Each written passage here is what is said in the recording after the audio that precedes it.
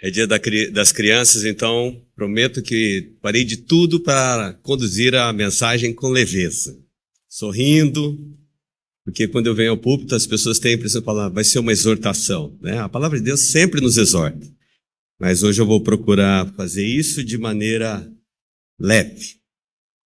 Eu peço-lhes gentilmente que se coloquem em pé em reverência à palavra do Senhor. E nós vamos abrir no Evangelho segundo Mateus, capítulo 18. A leitura será do versículo 1 até o 10º. Diz assim a palavra do Senhor a partir do verso 1 do capítulo 18 do Evangelho de Mateus. Naquela hora aproximaram-se de Jesus os discípulos perguntando: quem é, porventura, o maior no reino dos céus? E Jesus, chamando uma criança, colocou-a no meio deles.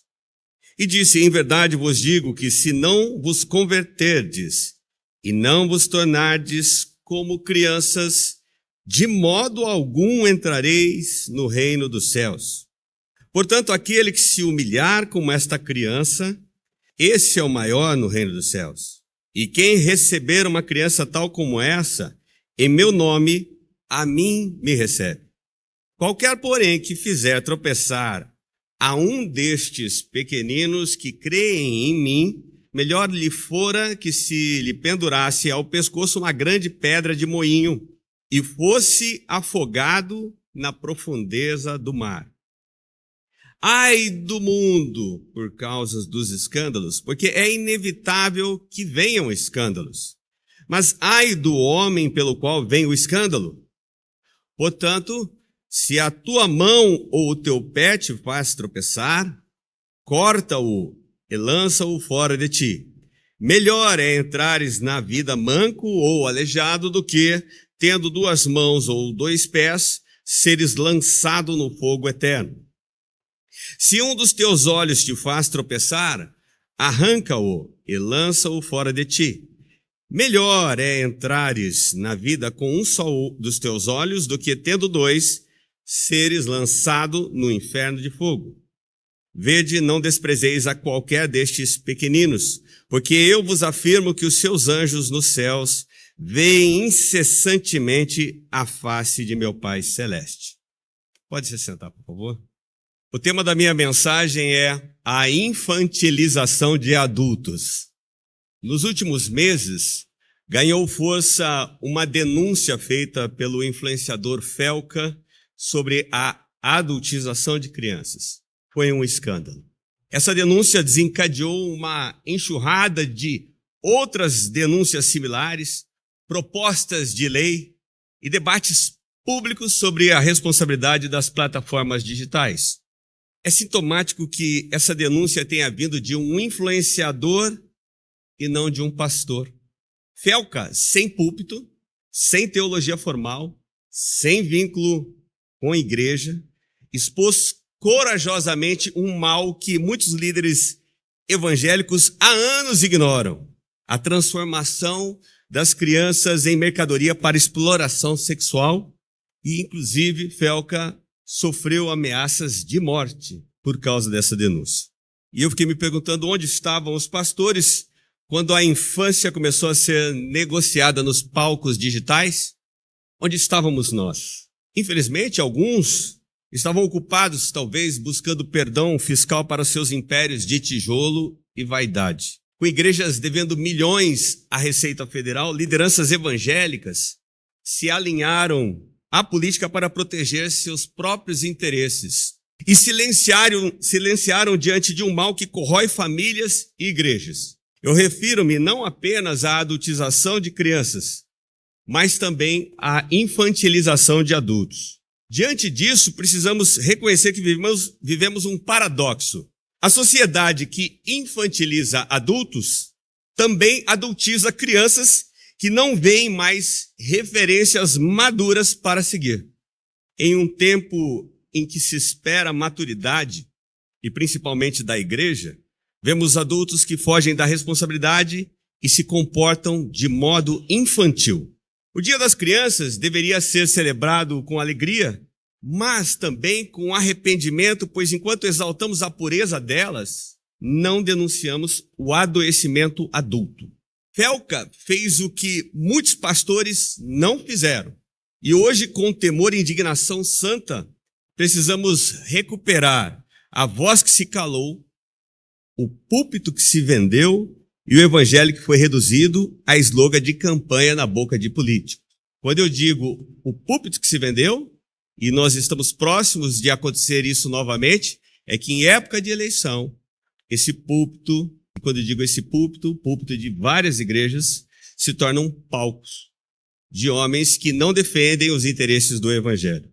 Em Mateus, do capítulo 18, verso 1 ao 10, ao propor que nos tornemos como crianças, Jesus está incentivando a infantilização de adultos? Espero que este sermão nos provoque, nos alerte e nos desperte para uma vida de maturidade espiritual e compromisso com o reino de Deus. No século I, olhando para o contexto em que foi escrito, ou melhor, que aconteceu esse evento que foi lido, a Palestina vivia sob um forte controle romano de tributos pesados, ocupação militar, além de tensões constantes entre autoridades e populações locais. Esse ambiente político exprimia economicamente a maioria do povo, especialmente os pequenos agricultores, os endividados e os marginalizados. Mas, a exemplo de hoje, naquele contexto, a religião estava profundamente entrelaçada ao poder. E os líderes judaicos exerciam não apenas autoridade religiosa, mas também influência social e política. Na cultura judaica daquele período, as classes dominantes viam os pequenos como insignificantes. Crianças e pobres eram socialmente silenciados, com pouca ou até mesmo nenhuma voz nos espaços de decisão. Eram vistos muitas vezes como impuros ou indignos de qualquer consideração. Os discípulos de Jesus, inseridos nessa mentalidade dominante, refletiam as hierarquias vigentes. E eu posso lhes assegurar que era um pensamento infantil, de quem queria ser o maior. Essa disputa de quem queria ser o maior, e começa logo no verso 1, essa preocupação deles, mostra que eles estavam reféns da lógica social e status vigentes da época. E na prática tendiam a marginalizar quem consideravam menos relevante, inclusive as crianças que estavam vindo até Jesus. No entanto, a resposta de Jesus quebrou completamente essa ideia. Ele desafiou o status quo, ou seja, o estado das coisas, chamou uma criança, colocou-a no meio deles e disse que, sem se converterem e se tornarem como crianças, eles nem mesmo entrariam no reino dos céus. Essa ação de Jesus era escandalosa para a cultura judaica do primeiro século. Naquela sociedade, como eu mencionei anteriormente, as crianças eram vistas como socialmente irrelevantes. Portanto, colocar uma criança como modelo de entrada no reino dos céus era inverter a ordem estabelecida, confrontando o orgulho e a vaidade não apenas dos religiosos, mas, em certa medida, também de seus discípulos. Esse pano de fundo faz eco nessa pregação de hoje. Se naquele tempo o pequeno era socialmente ignorado, hoje muitos adultos vivem infantilizados, sem voz, sem protagonismo responsável, enquanto lideranças religiosas se omitem de sua responsabilidade. O texto de Mateus, que nós lemos, capítulo 18, verso 1 ao 10, não é um apelo à infantilização emocional ou espiritual de adultos, mas uma chamada radical à conversão de mentalidade. Um chamado ao arrependimento da autossuficiência, da ambição e do orgulho que habitavam também nos corações daqueles discípulos. O verso 1, quando olhamos essa pergunta, quem é porventura o maior nos reinos dos céus, não surge em um vácuo, do nada. Ela revela a ambição de corações ainda não plenamente regenerados pelo entendimento da graça de Deus. Eles estavam andando com Jesus, estavam aprendendo a respeito do reino dos céus. No grego, a palavra usada aqui para maior, quando eles perguntam maior é um superlativo de grande. Indica superioridade em posição, importância ou influência. A visão dos discípulos ainda estava presa ao paradigma hierárquico e competitivo do mundo. Veja que parece muito com a nossa realidade atual. Não é diferente.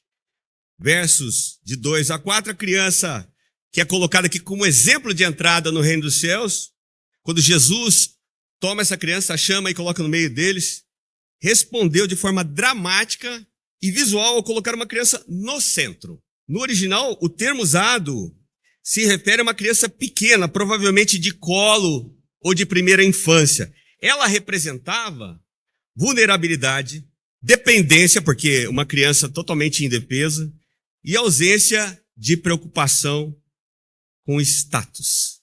É tão lindo quando nós olhamos para as crianças e nós vemos isso. Essa ingenuidade, não tem a preocupação que o adulto tem com o status.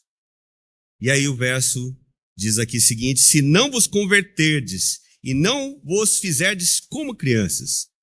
A palavra grega é um verbo passivo que implica mudança radical de direção e arrependimento. Não se trata de agir como criança. Não é isso que Jesus está propondo. Que nós sejamos infantilizados, infantis, e tenhamos ações como de criança, mas de mudar completamente o rumo de vida, adotando uma postura de confiança dependente de Deus e desprovida de pretensões egoístas. E Jesus vai além ao dizer: de modo algum entrareis no reino dos céus, se não se converterem. Essa fala de Jesus desmantela qualquer ideia de hierarquia espiritual baseada em mérito, desempenho ou títulos. Significa que o reino dos céus é para os humildes, não para os que querem ser grandes e mimados. A seriedade de acolher ou escandalizar os pequenos aparece nos versos 5 e 6.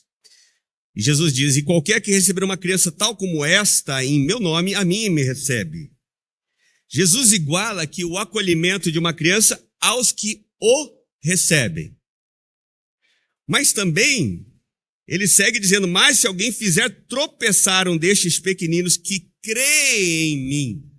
Há essa preocupação, tanto do acolhimento como dos tropeços. Vejam que ele amplia o conceito de criança, entre aspas, ao incluir pequenos na fé e vulneráveis espiritualmente. O verbo fazer tropeçar é de onde deriva a palavra escândalo. Refere-se a causar queda espiritual, seja por maus exemplos, abuso de autoridade, escândalos morais ou doutrinas erradas. E Jesus usou uma imagem severa e profundamente perturbadora. Não dá para ficar indiferente quando nós observamos essa fala. Melhor lhe fora que se lhe pendurasse ao pescoço uma grande pedra de moinho. É assustador. Eu me preocupo em não me tornar um escândalo para crianças e pequenos na fé e vulneráveis. Porque a pedra de moinho aqui mencionada nesse texto era uma enorme roda de pedra movida por jumentos. Era realmente grande. Bastaria uma pedra menor, mas ele está falando uma pedra realmente grande.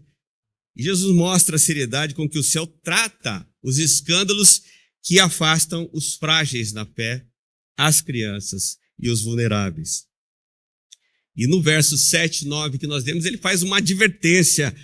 Ai do mundo por causa dos escândalos, tais como esse, que foram denunciados por Felca. Porque ele fala ai do mundo, ele não fala ai da igreja. E é claro que a igreja está inserida nesse contexto, ela não fica ilesa. Ai do mundo.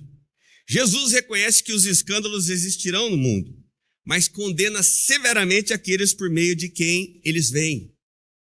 A responsabilidade pessoal é destacada nos versículos seguintes, com outra imagem fortíssima referindo-se aos membros do corpo, mão, pé e olho sendo cortados se forem motivo de tropeço. Aliás, esse trecho, não se preocupem tanto, porque ele não é literalista, obviamente. mas hiperbólico, uma figura de linguagem usada para chocar e enfatizar a seriedade do pecado que contamina e destrói. Isso não quer dizer que nós não devamos levar a sério. É muito sério. E por isso é usado esse recurso de linguagem. O teólogo Robert Charles Sproul disse o seguinte: a advertência de Jesus nessa passagem é clara. Não apenas o mundo que traz escândalo. Não é apenas o mundo. Mas muitas vezes é dentro da comunidade da fé que os mais perigosos tropeços acontecem. E o verso 10, Jesus, nesse trecho que nós lemos, ele demonstra o cuidado angelical e o valor dos pequenos. Vede, não desprezeis a qualquer desses pequeninos que acabaram de sair, que foram para o culto infantil, dos pequenos na fé, os que estão dando os primeiros passos. Ele reafirma, os pequeninos são preciosos aos olhos de Deus. A menção de que os anjos veem continuamente a face do Pai revela esse cuidado celestial constante. Eu diria que é uma forma gentil de dizer que quem toca em um pequenino terá problemas com Deus. Nós precisamos ser uma boa referência para as crianças, para os que estão iniciando a caminhada de fé, para os mais vulneráveis. Em suma, a exegese desse texto que nós lemos, do capítulo 18 de Mateus, de 1 a 10, evidencia que qualquer adulto que se recuse a cortar o que o impede de crescer está vivendo uma infantilização que não reflete o modelo bíblico, mas uma pseudo-espiritual, ou seja, uma falsa espiritualidade, uma pseudo-espiritualidade que finge humildade enquanto rejeita disciplina. Isso acontece muito. O adulto, quando ele está preocupado com status e posição, perceba que ele sempre rejeita algum tipo de disciplina. É como se fosse intocável. Mas não dá para não ser enquadrado pelo Evangelho. Ele nivela pequenos, grandes, os que se acham grandes, os que sabem que são menores, ele nivela. E ele precisa enquadrar a todos nós. Em pleno século XXI que nós estamos, a igreja vive o desafio de não conformar com este mundo. Na verdade, ela continua vivendo o desafio, porque essa é uma fala de Paulo escrevendo aos Romanos, capítulo 12, verso 2. Porém, a tentação de se moldar aos padrões da sociedade nunca foi tão sutil e perigosa. A cultura pós-moderna estimula adultos a agirem como adolescentes tardios, emocionalmente frágeis, espiritualmente rasos e moralmente permissivos. Qual é a referência que as crianças têm quando observam os adultos da nossa igreja? Eu estou me incluindo nesse questionamento. Qual é a referência que as crianças têm quando olham para o pastor Fernando Fernandes, para o Chux, para o Rogério, para o Mateus e tantos outros? Nesse século XXI, nós vemos também, paralelamente, crianças sobrecarregadas com demandas que violam o seu tempo, sua mente, sua identidade e sua infância. As crianças, muitas vezes, estão sufocadas. E, às vezes, os pais, achando que vão desestressar ou desafogar as crianças, colocam um celular, um tablet na mão dele. Vivemos esse momento em que adultos infantilizados e cheios de si mesmos não suportam a disciplina do Evangelho. Querem bênçãos, mas não a cruz. Querem graça, mas não transformação. Querem aplauso, mas não arrependimento.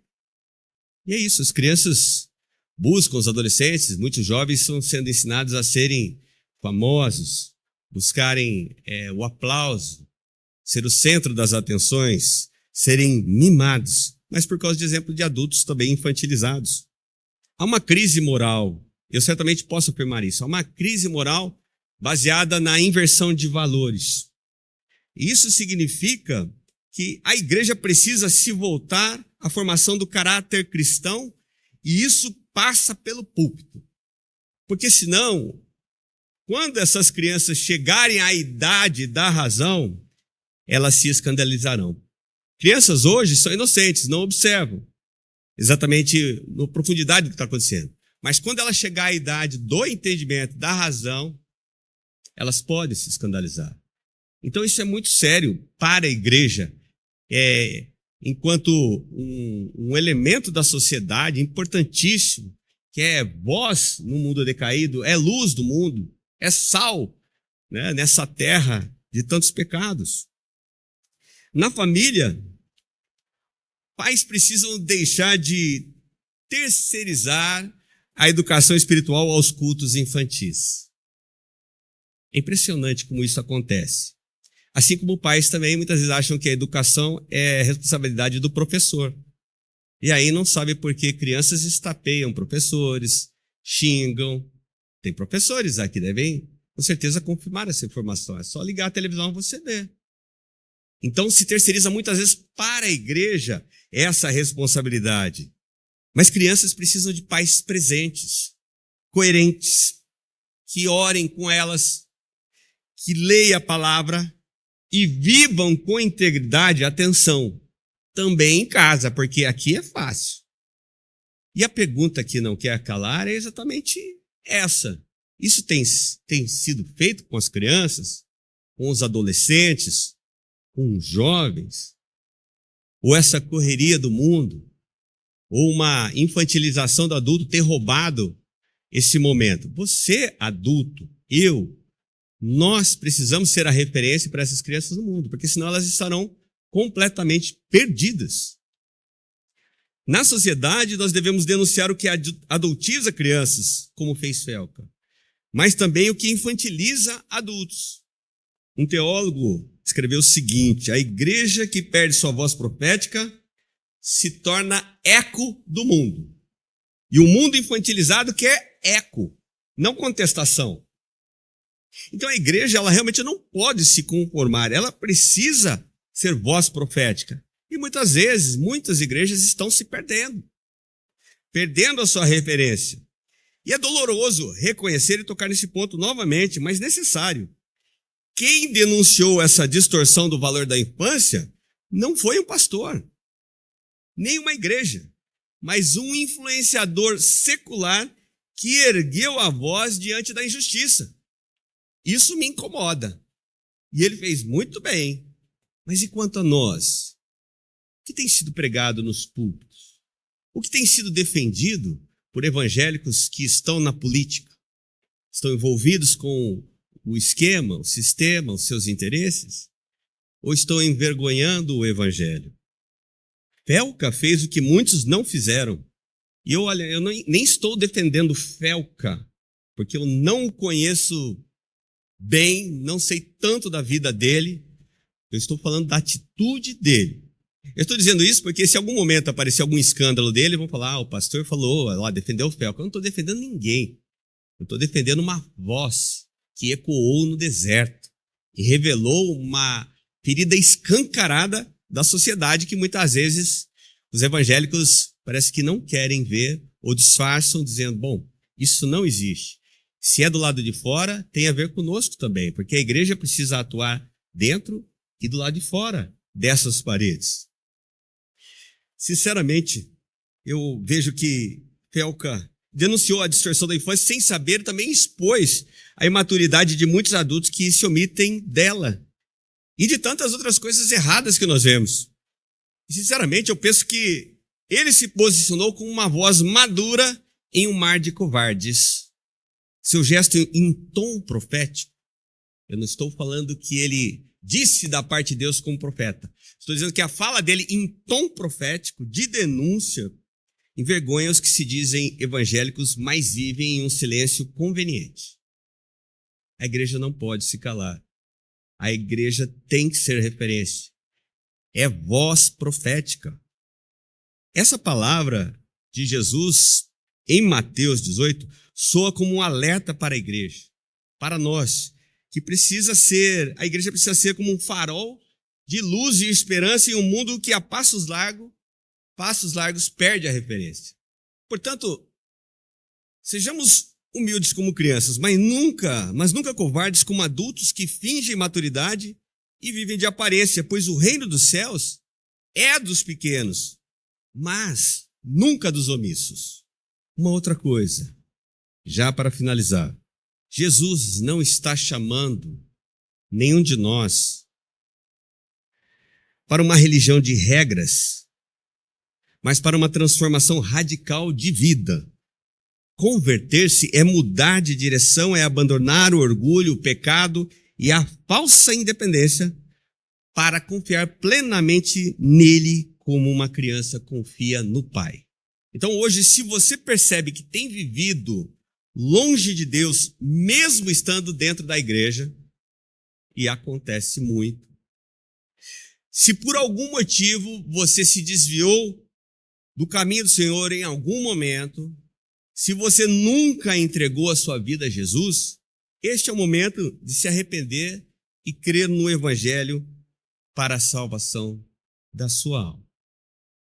E eu gostaria de convidar a todos vocês a orar comigo neste momento, pedindo que de fato o Senhor nos dê essa direção para sermos a referência para este mundo caído, mas a começar de dentro da igreja para as crianças que acabaram de sair daqui, que elas vejam em nós pessoas realmente que não as deixem órfãs na fé. Vamos falar com Deus? Abaixe sua cabeça, por favor, feche seus olhos.